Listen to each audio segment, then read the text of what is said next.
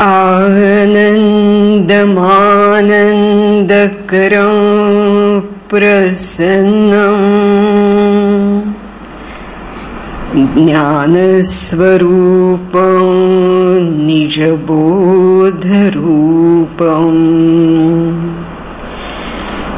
योगीन्द्रमीड्यं भवरोगवैद्यं श्री सद्गुरुं नित्यमहं नमामि. हरि हरि.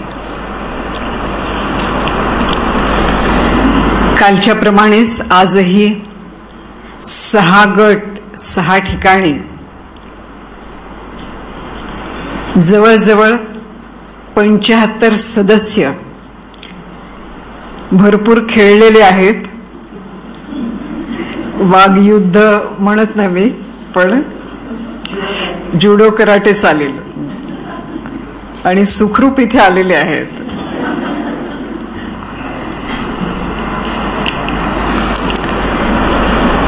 या गटांमधल्या चर्चांमध्ये काही प्रश्न जे उपस्थित झाले तर त्याचा थोडा परामर्श घेऊ आणि मग पुढे जाऊया. विमलाजींच्या लिखाणामध्ये आणि मीराताईंनी त्याचा जो सारांश केलेला आहे त्याच्यामध्ये 2 शब्द बरेच वेळा आलेले आहेत. एक संस्कार युक्त चेतना आणि एक संस्कार मुक्त चेतना. आता हे युक्त आणि मुक्त काय भानगड आहे आपण जरा बघूया. माणूस जन्माला येतो. आपण काल पाहिलं की आपला जन्म ही आपल्या जीवनाची सुरुवात नव्हे. Birth is not the beginning of your life and death is not the end of your life. आता या प्रवाहात, जन्मजन्मीच्या प्रवाहात आपण काही संस्कार घेऊन येतो. तुम्ही पाहिलं असेल काय काय अगदी छोटी छोटी मुलं, त्यांना कोणी तबला वाजवायला शिकवलेला नसतो. आपोआपच त्यांना हात त्यांच्या समोर ठेवलं, वाजवायला लागला. काही गोष्टी या आपण म्हणतो दैवदत्त, देवदत्त अशी देणगीच असते.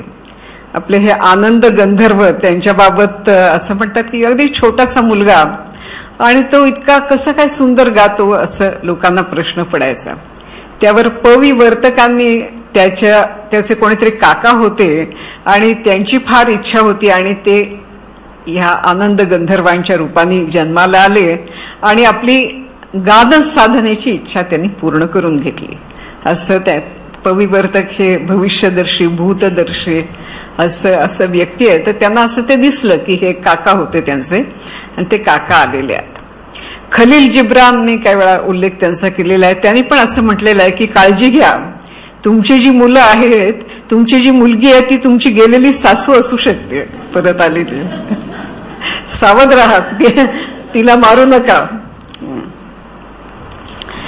विमलाजींकडे एक बाई यायच्या आणि त्यांची अशी छोटी मुलगी होती आणि ती आई जेव्हा तिला काय वैतागाने मारायला हात उचलायची तेव्हा ती अशी रोखून म्हणायची की मला मारायचं नाही, खबरदार असं. आता ही असं का म्हणायची? मग विमलाजींनी सांगितलं की ती सासू होती ना तुझी मागच्या जन्मी, म्हणून असं म्हणते. तर असे पूर्वजन्मीचे संस्कार घेऊन आपण आलेलो असतो. हे आता सत्य कोणी नाकारू शकत नाही. पुन्हा पण ते आपण विसरलेलो असतो. आपला जन्म जेव्हा होतो पुष्कळदा काही छोट्या वयात ते असतात लक्षात, पण नंतर मग ते विसरतात. मूल जेव्हा जन्माला येतं तेव्हा 12व्या दिवशी किंवा आपण त्याचं नाव ठेवतो. एक प्रश्न आपल्यापैकी कोणीतरी विचारलेला आहे की अहंकार, त्याचं स्वरूप काय आणि तो कसा, म्हणजे तो तर मोडून काढल्याशिवाय आपल्याला पुढे जाता येत नाही, मग काय करायचं. पण आधी अहंकार ज्याला आपण म्हणतो तो तयार तरी कसा होतो. तर आपण मुलाला जन्मतः काही नाव नसतं. आपण त्याला बारशाला पाळण्यात ठेवतो आणि त्याला म्हणतो तुझं नाव अमुक आहे, गोविंद घ्या, गोपाळ घ्या, आणि मग तो कोण असेल तुमचा तो आदित्य घ्या, नाहीतर काय आणखी कोण असेल मुलगी प्राची घ्या, असं आपण त्यांना नावं देतो. आणि त्याच्यानंतर आणि त्या नावाने आपण जेव्हा त्यांना हाक मारायला लागतो त्यावेळी त्यांना कळतं की ज्या नावाने आपल्याला हाक मारताय ते आपलं नाव आहे, असं हळूहळूच मुलांना कळतं. आणि मुलांबद्दल आपण सारखं बोलत असतो, हा बघा शांत आहे बरं का, हा फार चळवळे आहे, असं आपण मुलांबद्दल सारखं परस्परांमध्ये बोलत असतो. आलेली माणसं कौतुकाने बोलत असतात. तर ते सगळं मुलगा तो किंवा मुलगी ऐकत असते. पहिल्यांदा अजाणत्या वयात ऐकते, मग जाणत्या वयामध्ये ऐकते. आणि त्यातून तिची एक आत्मप्रतिमा तयार होते. मी म्हणजे अशी आहे, अशी आहे, अशी आहे.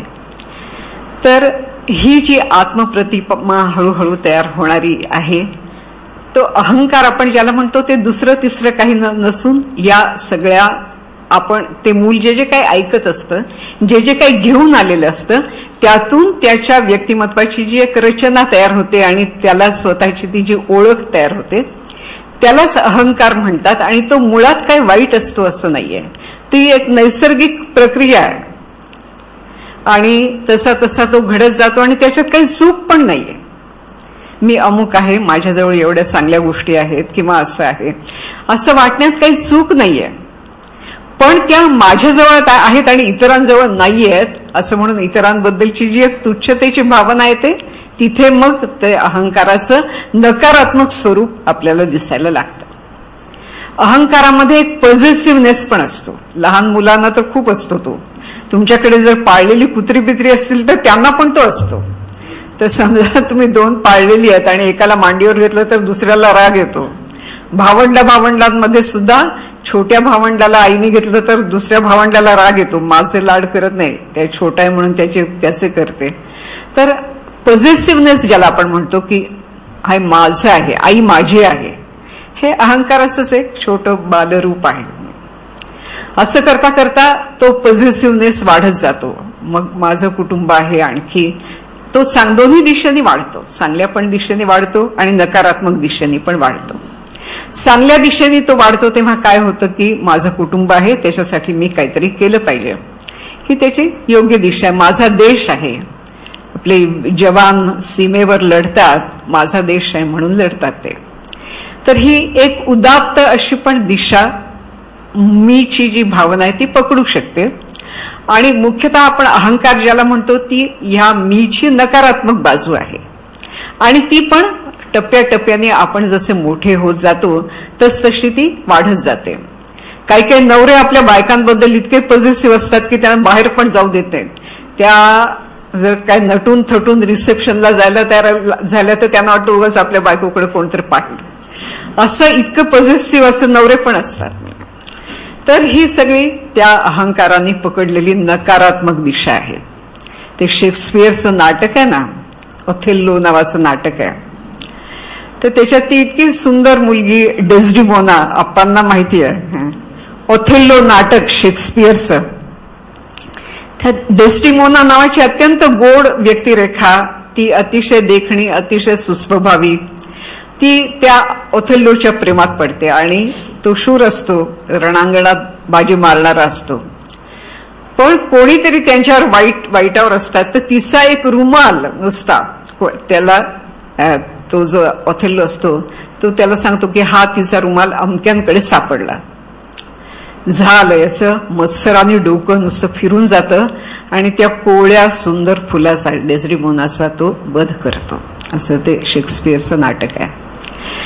म्हणजे अहंकार आणि मी आणि माझं ही भावना नकारात्मक दिशेने वाढायला गेली की कुठे जाते काय, त्याचं एकदम टोक दाखवलेलं आहे.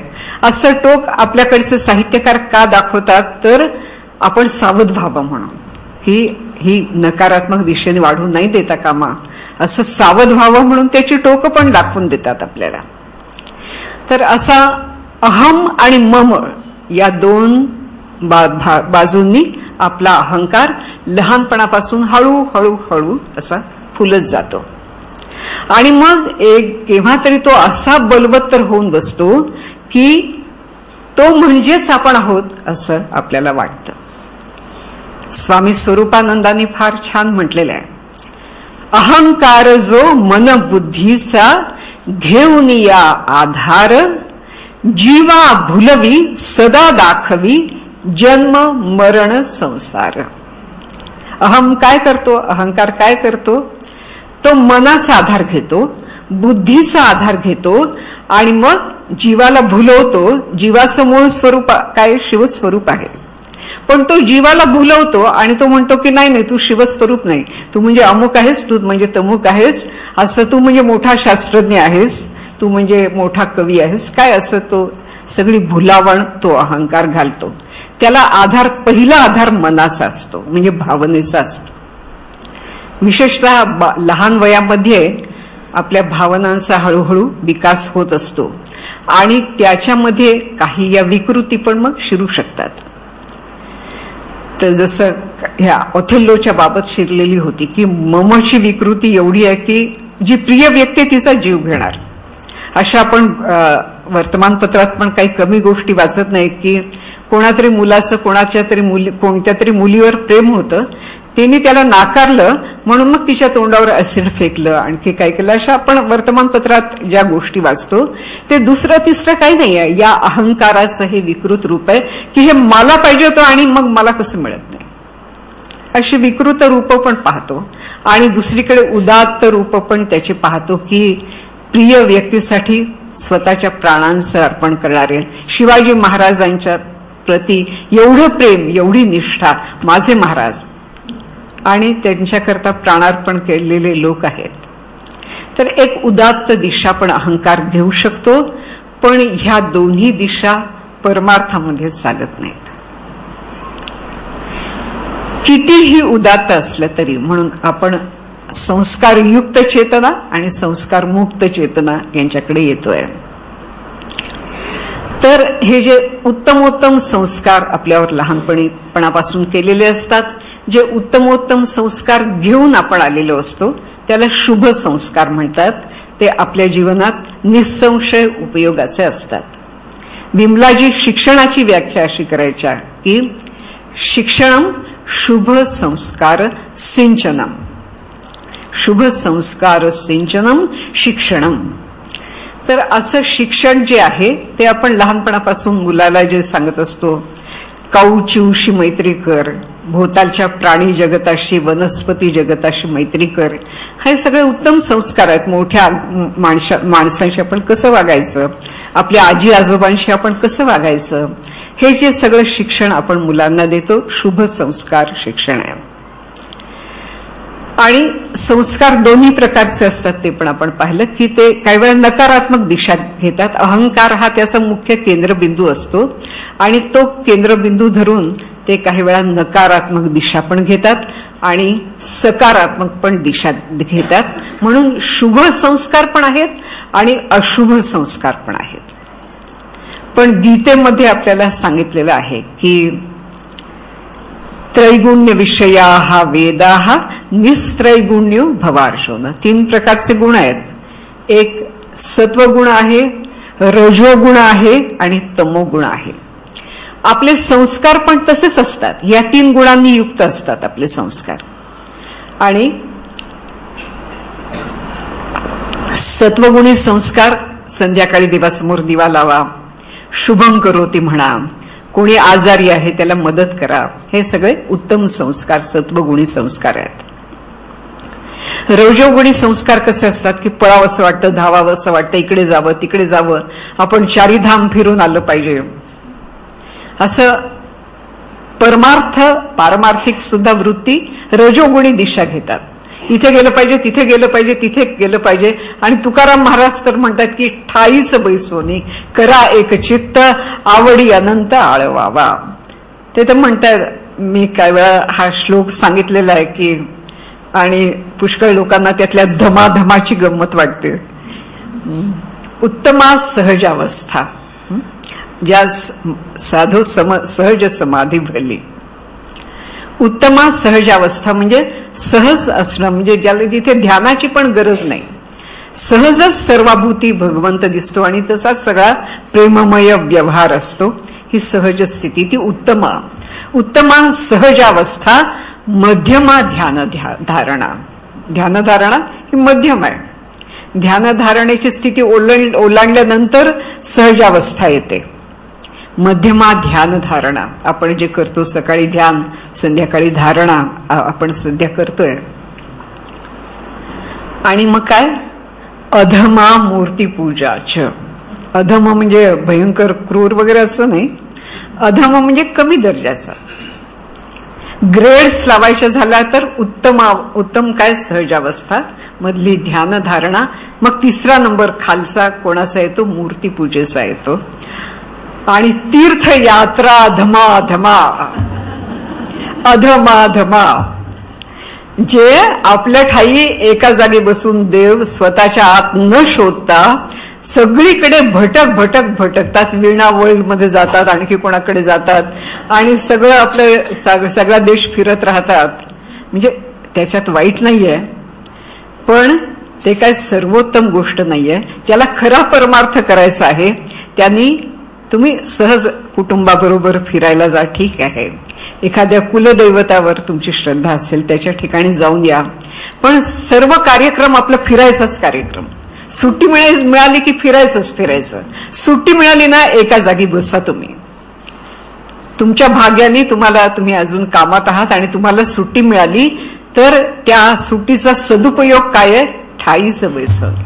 अशी जागा शोधा. हे हराळी हे ठिकाण त्यासाठी आहे की तुम्ही तुमच्या सगळ्या व्यापातून, रामकृष्ण परमहंस म्हणायचे की नाही, जेव्हा नाग आणि मुंगूस यांचं जुडो कराटे चालू असतं तेव्हा काय होत असतं, ते सारखे नागाचे डंख त्या मुंगुसाला बसतात आणि तो दमून जातो आणि थकून जातो. तर तो लढाई सोडून थोडा वेळ पळ काढतो, बाजूला जातो. आणि एक अमृतवल्ली नावाची वनस्पती आहे, तर ती तो घेतो थोडा वेळ थांबतो, मग पुन्हा नव्या दमाने लढायला जातो. तर आपल्याला संसाराच्या रणांगणातून मधून पळून जायला पाहिजे. भगवान श्रीकृष्णांचं एक नाव आहे, रण छोड राय. रण सोडून पळाले, तसं आपण मधून पळून गेलं पाहिजे. कुठे गेलं पाहिजे, चारीधामला नाही, तर आपण हराळी सारख्या शांत ठिकाणी, निंबाळ सारख्या शांत ठिकाणी, किंवा जिथे जिथे कुठे चांगली साधना करायला अवसर आहे अशा ठिकाणी जाऊन शांत बसलं पाहिजे. आणि पहावे आपण असे आपण नीट अवलोकन केलं पाहिजे. विमलाजींचं एक महत्वाचं सूत्र म्हणजे अवधान योग. स्वतःला नीट पहा, आपला अहंकार कसा विकसित झाला, नकारात्मक दिशेने कुठे गेला, होकारात्मक सकारात्मक दिशेने कुठे गेला, असं नीट पहा आणि मग तो सोडून द्या. नुसतं त्याच्याकडे नीट पाहिलं तरी हळूहळू ती सुटायची प्रक्रिया सुरू होते, असं त्या म्हणायच्या. असं एकांतात जा आणि पहा की आत आपल्या काय आपण बॅगेज भरून ठेवलेलं आहे. तर त्या सगळ्यातून मोकळं होणं हा परमार्थ असतो. तर अहंकाराच्या भोवताली हे सगळं जाळं विणलं जातं. मी आणि माझं याच्या भोवताली सगळं जाळं विणलं जातं. अहंकार जो मनबुद्धीचा घेऊन या आधार, जीवा भुलवी सदा दाखवी जन्म मरण संसार. हे सगळं चक्र जे आहे ते अहंकार त्याच्यामुळे होतं. मनाचा आधार कसा घेतो आपण ते पाहिलं, बुद्धीचा आधार घेतो. आपण म्हणतो की रॅशनल आहे, मी फार रॅशनल आहे असं काही लोक म्हणतात. माझा काही विश्वास नाही आहे, अदृश्य नावाची काही सत्ता असते त्याच्यावर माझा विश्वास नाही, कारण मी वैज्ञानिक आहे. पण आता खूप आश्चर्य आहे की सगळे वैज्ञानिक, अनेक वैज्ञानिक असं म्हणतात की खरोखरच या जगात एक ज्याच्याबद्दल आपण म्हणतो की energy cannot be destroyed, cannot be created, असं एक तत्व जगात आहे.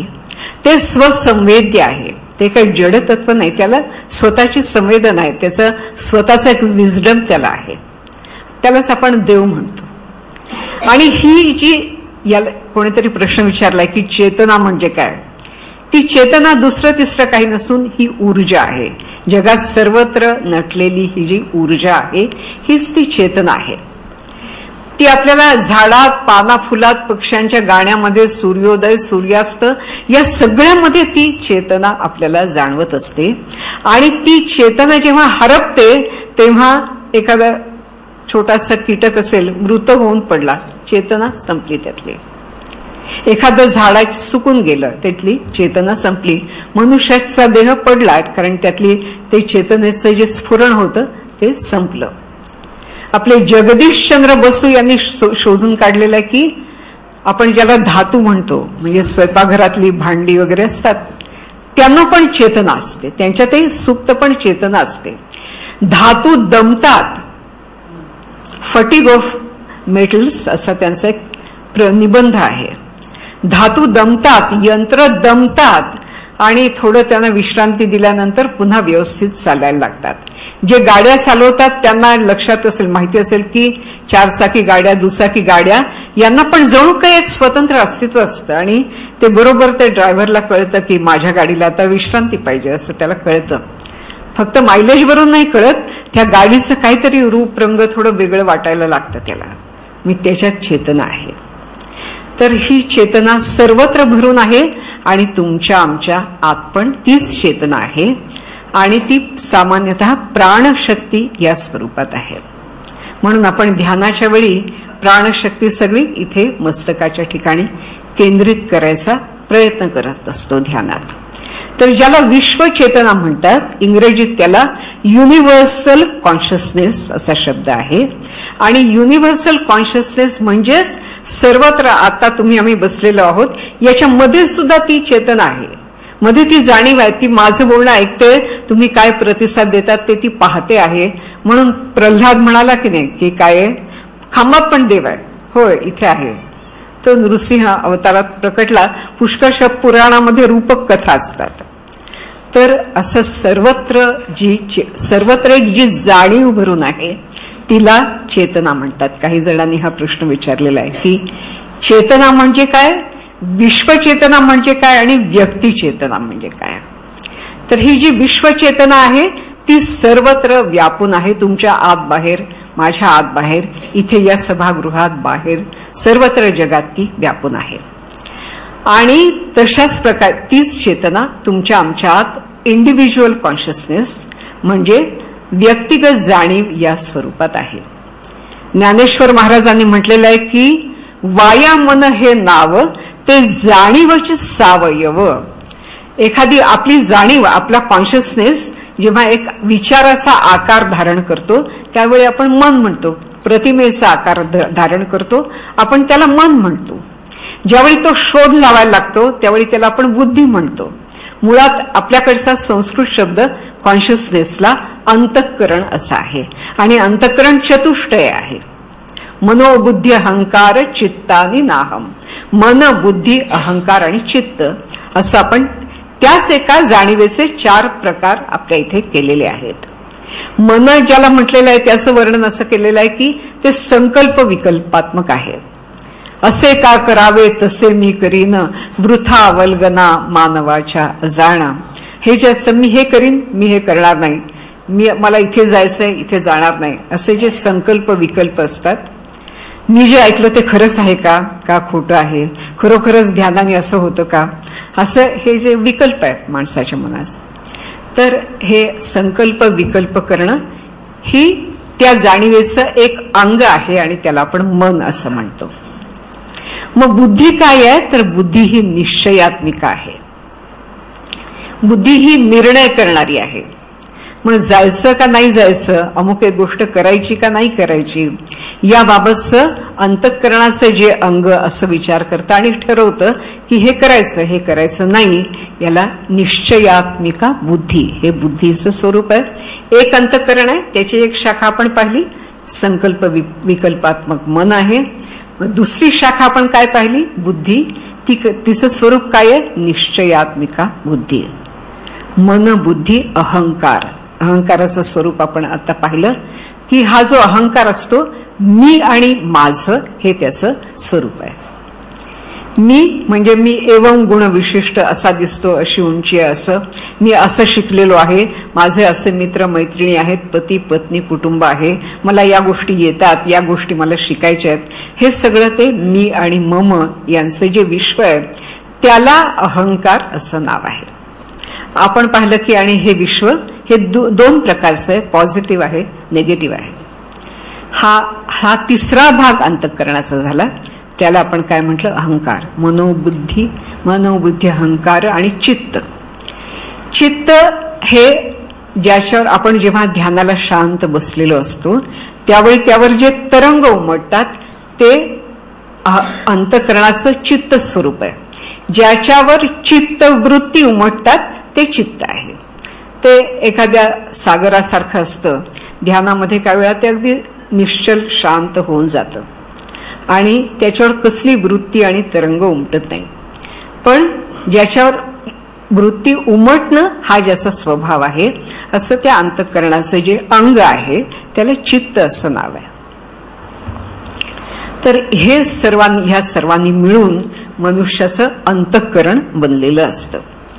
आणि हे अंतःकरण कसं, त्याचा कस कसा, त्याची पारदर्शकता कशी, हे ह्याच्यावर एखाद्या व्यक्तीची ध्याना साधनेमध्ये आणि त्याची ती आतली व्यक्तिगत चेतना कशी शुद्ध होईल, होणार नाही, किती वेळ लागेल, हे या अंतःकरणाच्या स्वरूपावर अवलंबून असतं.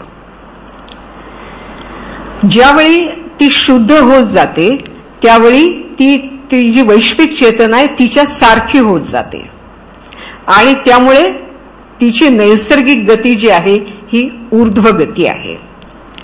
आणि हा मनुष्याचा पूर्वीच्या योग्यांचा अनुभव आहे की तिची गती ऊर्ध्व आहे.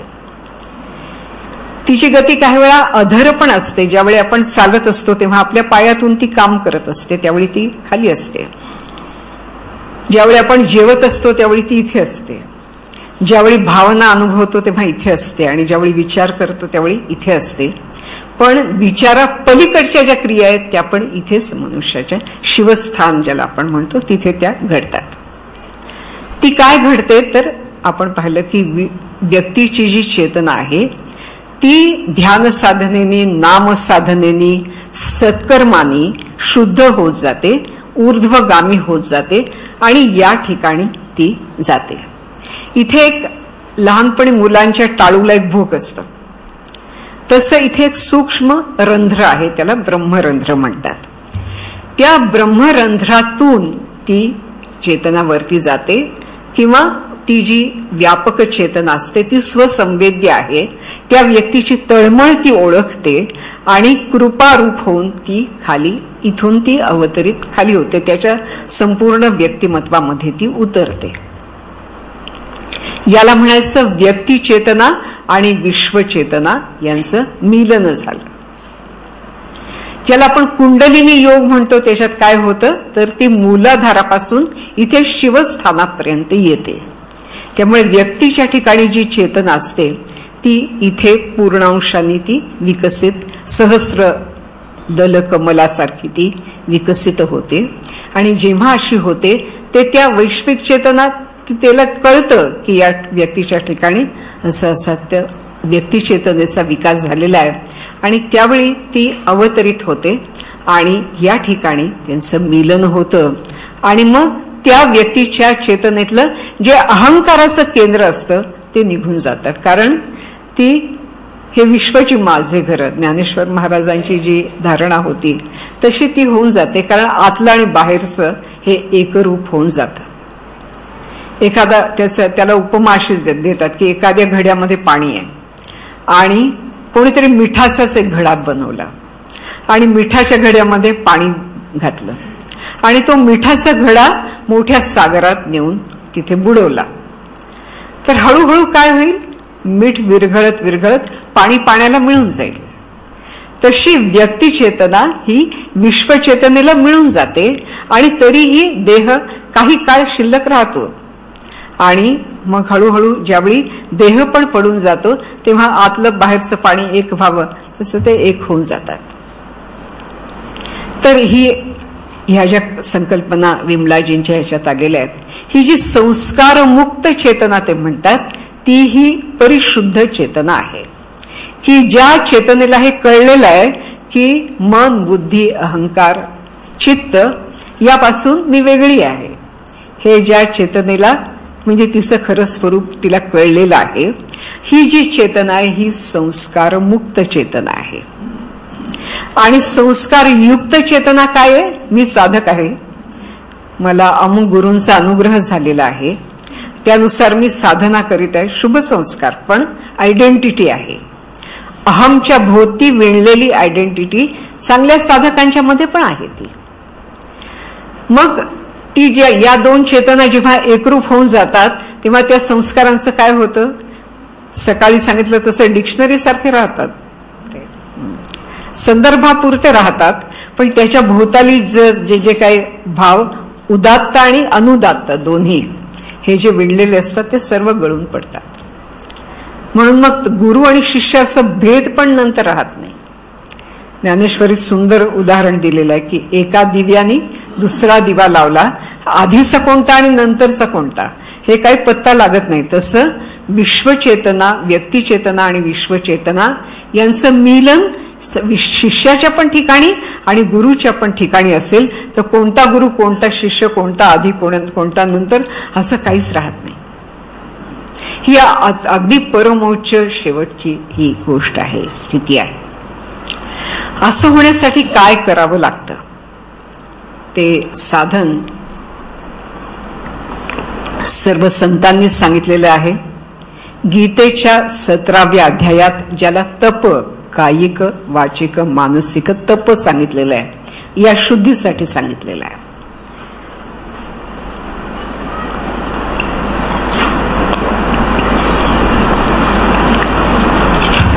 गीता मुळात सुंदर आहे, पण मला ही गीता खूप आवडते. स्वामी स्वरूपानंदांची भावार्थ गीता आहे, ती एकदम आपल्याला इथे पोचते. गीतेचं जरा नारळाचं कवच काढून मग आपल्याला खोबरं खाता येतं, इथे सरळच शहाळं मऊ मऊ गोड एकदम शहाळं छान आहे. तर 3 प्रकारचं तप आपली चेतना शुद्ध करण्यासाठी, आपली व्यक्ती चेतना विश्वचेतनेशी एकरूप होण्यासाठी, तिच्या जो क्वालिटेटिव्ह चेंज व्हायला पाहिजे त्याच्यासाठी हे साधन गीतेने सांगितलेलं आहे. काय सांगितलेलं आहे तर 3 प्रकारचं तप आहे. देव, द्विज, गुरु, पंडित पूजा, तशी स्वच्छता, रुजुता आणि अहिंसा, ब्रह्मचर्य ते तप देहाचे पार्था. गोड शब्दात सांगितलेले की ईश्वर, द्विज याचा अर्थ ज्ञानी व्यक्ती, द्विज याचा अर्थ ब्राह्मण नव्हे, जातीनी ब्राह्मण नव्हे, सगळे जातीनी ब्राह्मण असलेले खऱ्या अर्थाने ब्राह्मण असतात असं नाही, पण खरोखरच ज्याचं जीवन पुनीत आहे, पवित्र आहे, सर्व इंद्रिय संयमित आहेत, व्यवहार मधुर आहे आणि ज्ञान अगाध आहे, अशा व्यक्तीला ब्राह्मण म्हणावं किंवा द्विज म्हणतात त्याला. द्विज म्हणजे 2दा जन्मलेला, एक आईच्या पोटी जन्मलेला, एक गुरुच्या पोटी जन्मलेला, असे जे कोणी आहेत ते सगळे द्विज आहेत. गुरु म्हणजे प्रत्यक्ष अध्यात्म मार्गाची सगळी दिशा ज्यांनी दाखवली, मोठ्या काळजीने, जसं सुषमाताईंनी आपल्याला सर्वांना मोठ्या काळजीने प्रपंच पण कसा करावा शिकवलं, परमार्थ कसा करायला शिकवलं, असं प्रेमळ काळजीने आपल्याला शिकवणारा गुरु आहे. या सर्वांची जो पूजा करतो, सेवा करतो, म्हणजे त्यांचे हातपाय चेपत नाही. आपल्याला माहिती आहे की स्वामीची या मनोभावा सेविजे हीची परमसेवा, कीजे हीची परमसेवा. आपले जे गुरु आहेत त्यांच्या मनात काय आहे हे ओळखून जो वागतो त्याला काय म्हणायचं, तीच त्याची सेवा आहे. गोंदवलेकर महाराजांनी त्यांचे एक शिष्य, त्यांच्या हातात 1 रुपया दिला, नारळ दिला, म्हणाले माझ्याजवळ नाही राहायचं, जा जालन्याला जा, तिकडे जा, कारण मोठ्या झाडाखाली छोटं झाड वाढत नाही. त्यांना खूप वाईट वाटलं की आपण कसं गुरूंना सोडून जायचं. तर ते म्हणाले तसं नाही, गुरूंच्या जवळ राहायचं नाही, गुरूंच्या पासून दूर जायचं. सरलताई बाबर आपल्याला सगळ्यांना प्रिय वंदनीय व्यक्ती आहे, त्यांची इच्छा होती पुण्यात आपण राहावं, कारण काय सद्गुरूंचा सहवास पाहिजे होता ना. ते मला ते काय नाही, बारामतीला जायचं, कारण तुझं कार्यक्षेत्र ते आहे. त्यांना कणखरपणे राहू नाही दिलं पुण्यामध्ये, तिथे जा आणि तू काम कर. त्या नेहमी हा दृष्टांत देतात की गोंदवलेकर महाराजांनी कसं पाठवलं त्यांच्या शिष्यांना. तर जो गुरु असतो त्यांनी सांगितलेलं काम आपण करणं हीच त्याची सेवा आहे. आणि जे विद्वान आहेत त्यांच्या चरणापासून शिकणं, चरणापाशी बसून शिकणं ही पण त्यांची सेवा आहे. तशी स्वच्छता, रुजुता, अंतर्बाह्य शुचिता हे परमार्थातली ही खूप महत्वाची गोष्ट आहे. आपण कुंभमेळ्याच्या ठिकाणी पाहतो की लांब लचक मोठ्या मोठ्या जटा आहेत, त्याच्यातून उवा फिरत आहेत. तर असं एक चित्र, परमार्थाचं विकृत चित्र काही वेळा, काय तिथे येणारे काही लोक चांगले पण असतील, पण असं एक दर्शन आपल्याला नाशिकला आणखी कुठे कुठे होत असतं. तिथे जवळ पण उभं राहू नये असं वाटतं. तर आणि स्वामीजी आपले कसे होते आठवा, शुभ्र कपड्यावर एवढा पण डाग नाही, इतके नेटके राहणारे, आणि हलकासा सुगंध त्यांच्या भोवताली दरवळत असेल, शुभ्र रुमाल खिशामध्ये. बाह्य शुचितेची पण ती मूर्तीच होतीये, आंतरिक शुचिता तर होतीच होती. पण ही शुचिता पण हे शारीर तप, ज्याला ध्यान करायचं आहे, पुढे जायचं आहे, त्याच्यासाठी मानलेलं आहे. आणि अहिंसा ब्रह्मचर्य ते तप देहाचे पार्था. अहिंसेबद्दलही बरीच मतं आणि मतांतरं आहेत. पण साध्यात साधी गोष्ट आपण समजू शकतो की कोणालाही न दुखवणं, प्राणी मात्राला, झाडाला जाता जाता आपली 4 पानच ओरबाडली झाडाची. अभयभंग जे आहेत त्यांच्या पत्नी, आपल्याला अभयभंग माहिती असेल गडचिरोलीला, तर त्यांच्या पत्नी राणी बंग म्हणून आहेत. त्यांचे फिरायला जायची अशी वाट आहे. त्यांनी रोज फिरायला जायचं तर कोणीतरी असं ते झाडाची फांदी असं तोडलेली होती आणि तिची एका बाजूच्या सालीने ती राहिलेली होती. म्हणजे ती फांदीचा एक तुकडा असा आणि एक असा, आणि त्याला जोडणारी थोडीशी साल होती. तर त्यांना वाटलं की नाही, हे अजून जोडता येईल. तर जाता जाता त्यांनी मोठ्या प्रेमाने आपला रुमाल काढला आणि प्लास्टर करतात की नाही तसं झाडाला प्लास्टर केलं. तो रुमाल बांधून टाकला त्याच्यावर आणि रोज पाहायच्या की जुळलंय का, काढून नाही पाहिलं, नुसतं पाहायचं. आणि एक दिवस खरंच ती फांदी जुळून आली. आता या वनस्पती जगताबद्दल किती कोवळीक मनामध्ये, मग त्यांच्या पेशंट्स बद्दल किती त्यांच्या मनामध्ये असेल. तर असं साध्या साध्या माणसांमध्ये पण संतत्व असं लपलेलं असतं. तर याला अहिंसा म्हणायचं की सहज कल्याण आहे. जे कोणी भेटेल त्याच्या कल्याणाचीच भावना, दुसरी काही भावना नाही. तर असं ज्याच्या ठिकाणी असतं त्याला परमार्थ सोपा असतो आणि तो देहाचं तप करतो. मग वाचिक कसं असतं तप, खूपे नच कुणा भाषण ऐसे सत्य प्रिय हितकारी, वेदाध्ययन स्तोत्र पठन ते वाचिक तप अवधारी.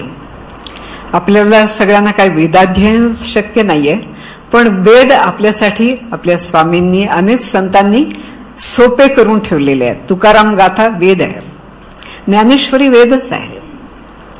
मूळ काय ऋग्वेद यजुर्वेद ते पाहायला जाण्याची काय आवश्यकता नाहीये. तर हे जे संत वाङ्मय आहे त्याचं नित्य नेमाने वाचन करणं आणि समजून घेत आपल्या व्यवहारात ते उतरवणं हे पण तप आहे. अतिशय गोड वाणी, इतरांना न खुपेलचं बोलणं हे पण एक मोठं तप आहे.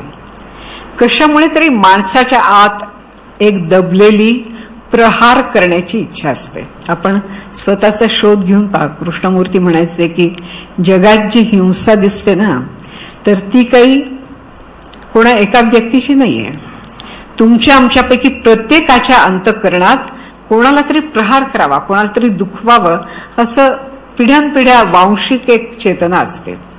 तर ती आलेली आणि तिचा सुद्धा त्या संस्काराचा पण त्याग करायला लागतो आणि त्यामुळे कोणाला तरी खुपलं म्हणजे बरं वाटतं. मी पुष्कळदा हे उदाहरण दिलेलं आहे, पण शिवाजी महाराजांच्या गृहकलहाचं उदाहरण आहे की त्यांना पत्नी होत्या, आता त्या काळात असं करावंच लागायचं की या राजाशी सोयरीक त्या राजाशी सोयरीक, तर त्यांना सईबाई, सोयराबाई आणि पुतळाबाई असं त्या मुख्य पत्नी होत्या. आणि सोयराबाईंचे मुलगे राजाराम, त्यावेळी सईबाईंचं निधन झालेलं होतं, तर त्यांच्या उपनयनाचा मोठा सोहळा होता.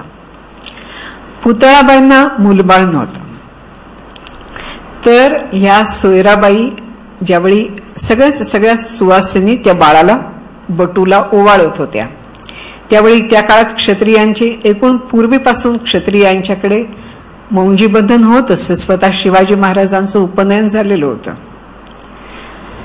तर त्या पुतळाबाई जेव्हा या बाळाला ओवाळायला, सगळ्यांना आनंद उत्साह वातावरण होतं, त्या जेव्हा ओवाळायला त्या बाळाला तिथे समोर आल्या, तेव्हा या सोयराबाई म्हणतात, अहो तुम्ही निपुत्रिक आहात आणि या बटूला कसं ओवाळता तुम्ही, तुम्हाला लक्षात नको का याला आपण नाही ओवाळायला यायला पाहिजे.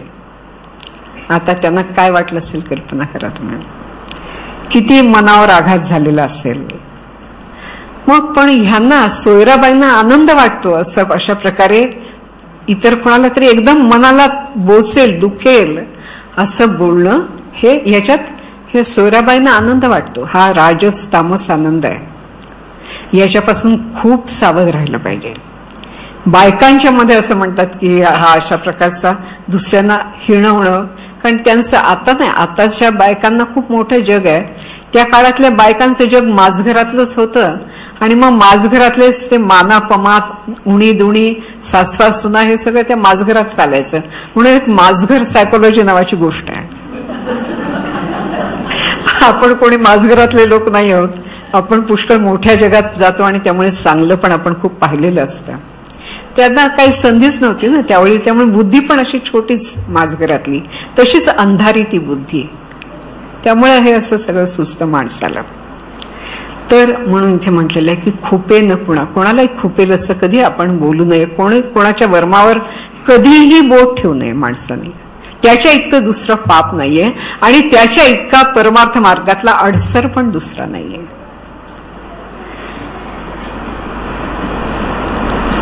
तर अशा प्रकारचं तप हे वाचिक तप आहे. पुढे सुंदर म्हटलेलं आहे बघा, जे आपण आता करतो आहोत ते, निवार्यातला जसा स्वभावे तेवे दीप निवांत, तशीची चित्त वृत्ती ठेवणे प्रसन्न आणि शांत. तर हे तप आहे. म्हणजे तुम्ही जेव्हा ध्यान साधनेत पुढे जातात, आता स्वामीजींचं आपण ऐकलं नाही सुरुवातीला, निशिदिनी बरसत अमृत आतून, ज्यावेळी परिपक्व होते, समाधी अवस्थेत व्यक्ती जाते, तेव्हा त्याला प्रसन्न ठेवायला लागत नाही, स्वतःला आपोआपच असतो तो. त्याला शांत ठेवायला लागत नाही, आपोआपच असतो तो. पण तुम्हाला आम्हाला ठेवायला लागतं स्वतःला. विवेक, त्याच्यासाठी आपला मित्र कोण? विवेक आहे.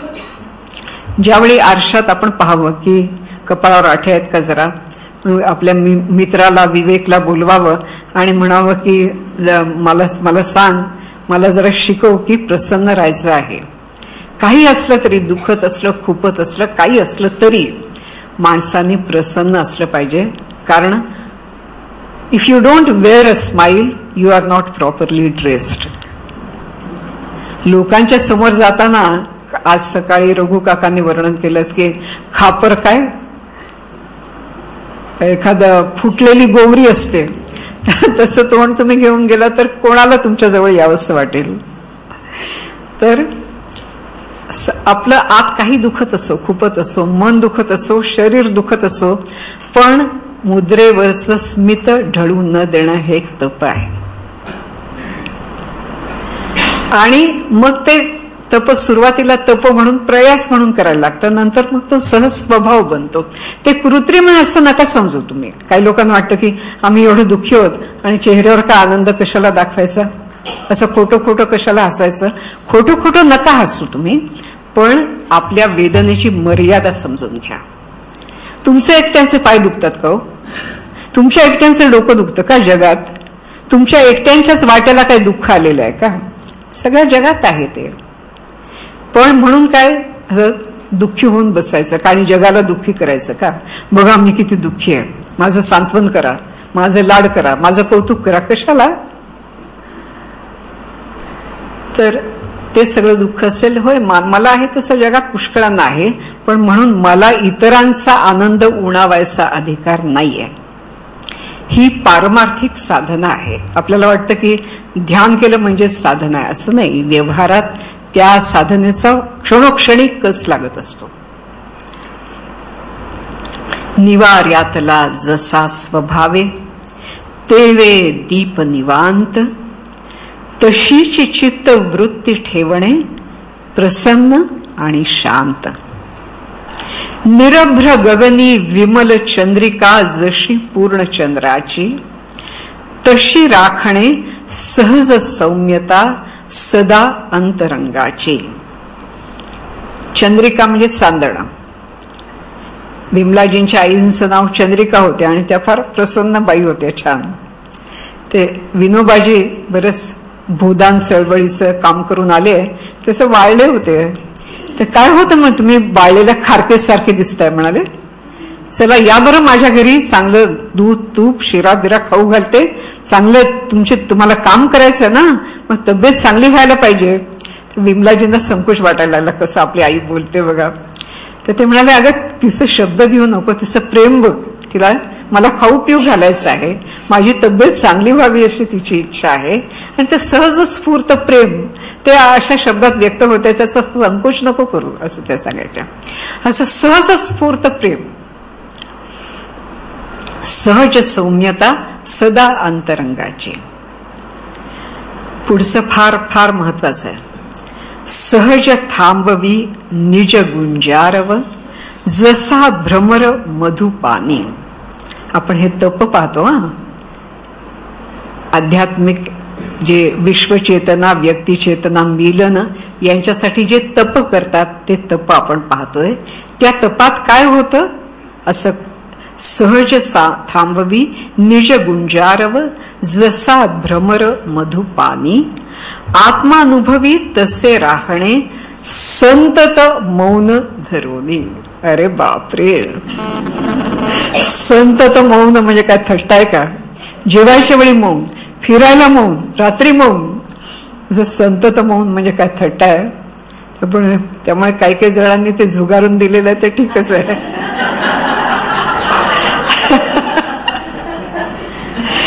ते आपला पहिलाच अनुभव आहे, त्यामुळे स्वतःला पण फार शिक्षा करणं काय बरोबर नाहीये.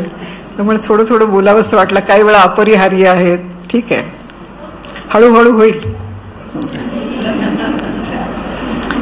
पण एखादा भुंग आहे, तो कमळामधला मध घेत असतो. तो गू गू गू गू करत करत त्या कमळापाशी जातो आणि मग त्याला तो मध दिसतो. आणि मूल सुद्धा जेव्हा रडत असतं, आईच्या अंगावर प्यायला लागल्यावर चुपचाप, तसं हा भ्रमर जो असतो कमळापाशी जेव्हा तो मधु सेवन करायला लागतो, त्यावेळी मग त्याचा ते गू गू गू गू वगैरे आवाज सगळा बंद होतो. तसं साधकाच्या स्वतःच्या मनात चाललेलं कदाचित चांगलं पण असेल, पण तो जो काही विचार भावना यांचे जे तरंग आहेत त्याला इथे म्हटलेलं आहे की गुंजारव. काही काही लोकांच्या डोक्यामध्ये तोफा चाललेल्या असतात मोठ्या, धाड धाड धाड. काहींच्या डोक्यामध्ये आणखी काय चाललेलं असतं, काहींच्या डोक्यात गुंजारव, कोणाला बासरी. आपण पाहिलं की नाद वेगवेगळे ऐकू येत असतात. पण ज्यावेळी पूर्ण मनुष्याची ही जी चेतना असते तिची गती शांत झालेली असते आणि ती उत्सुक होऊन त्या वरच्या वर्षावाची वाट पाहत असते. त्यावेळी काहीही नसतं. सगळा गुंजारव किती गोड असला तरी तो पण शांत झालेला असतो. तरुण तरुणींची सलज्ज कुजबुज वगैरे असं सगळं ते शांत झालेलं असतं. आणि आत्मानुभवात त्या क्षणीच्या जो आपल्याला आपल्या ठिकाणच्या जे चैतन्य आहे त्याचा तो जो अनुभव असतो, खूप गाढ शांती, प्रसन्नता, आनंद या स्वरूपातला जो आनंद जो अनुभव असतो, त्याच्यात तो माणूस रमून राहतो. आणि संतत मौन धरूनी. मग काही त्याला कोणाशी बोलायची पण इच्छा होत नाही, कारण आतच एवढा आनंद. निशिदिनी बरसत अमृत आतून. आता आतच एवढं अमृत बरसतंय, तर तो आतला नाचत चित्त चकोर, तर त्याचं नाचणं पण शांत झालेलं आहे. अशी ही जी स्थिती आहे, तर ह्या स्थितीकडे ध्यानातून जाणं हे पण एक मानसिक तप असं सांगितलेलं आहे.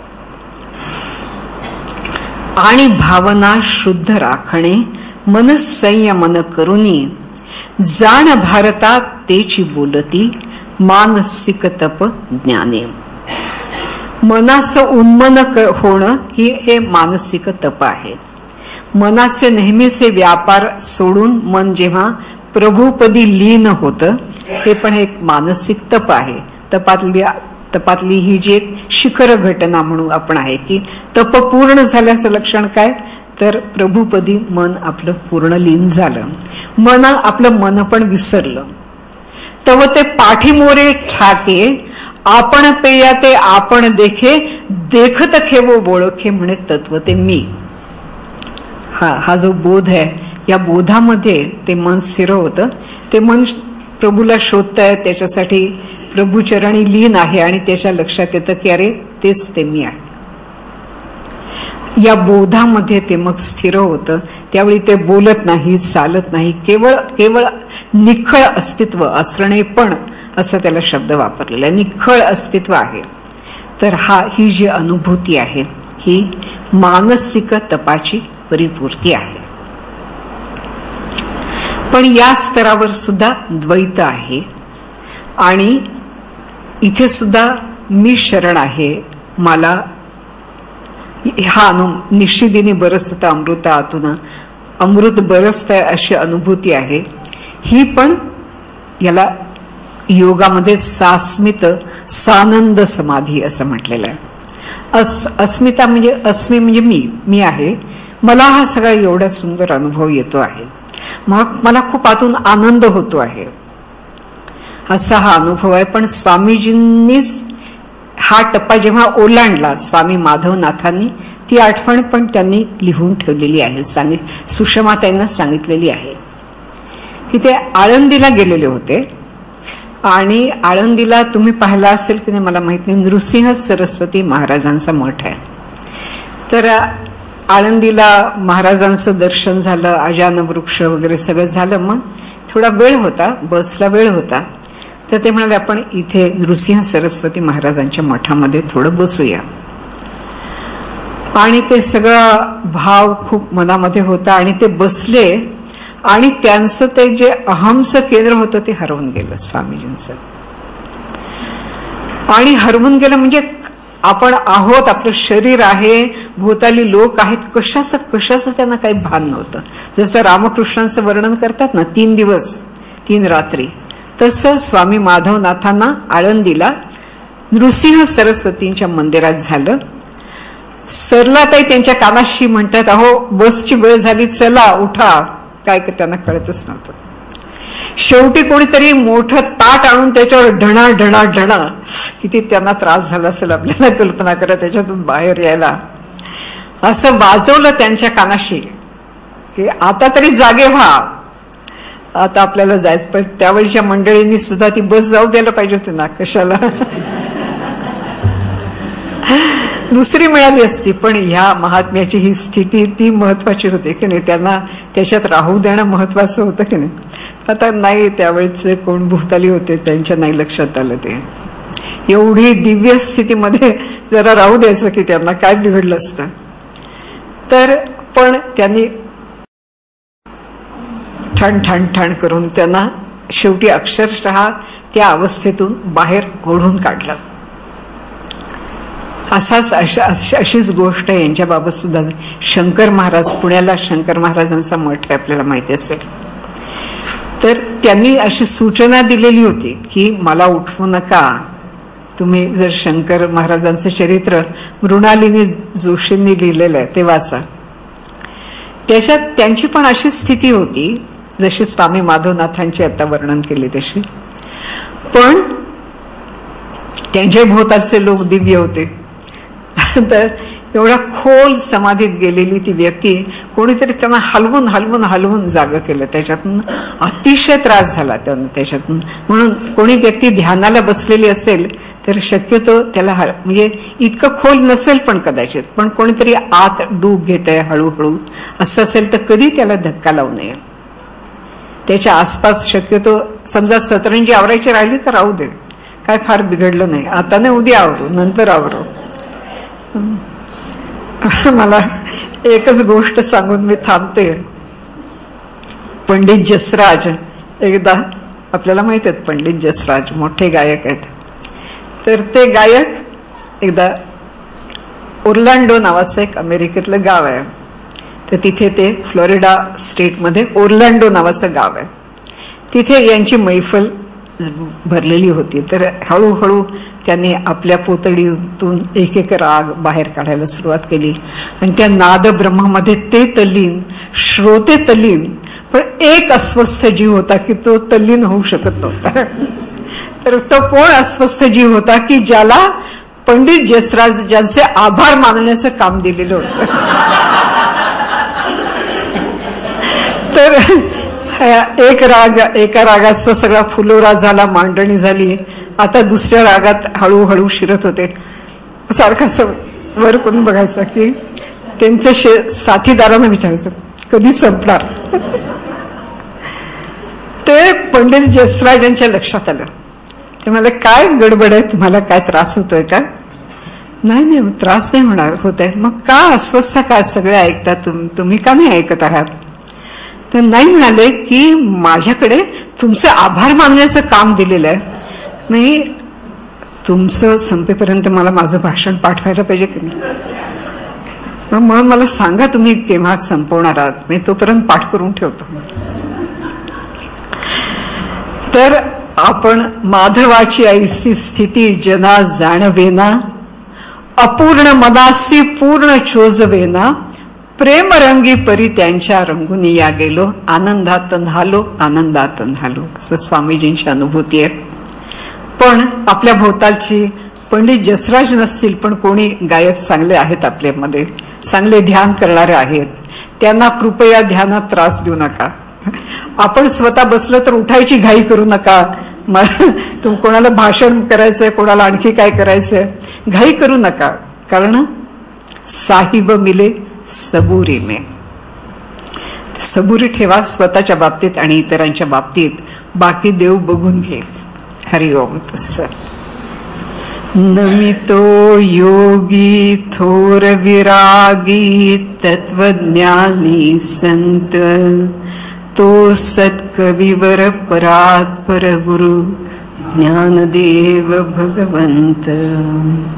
पुंडलीक वरदे हरी विठ्ठल, श्री ज्ञानदेव तुकाराम, पंढरीनाथ महाराज की जय, सब संतन की जय. जय जय रघुवीर समर्थ. हरि हरि हरि.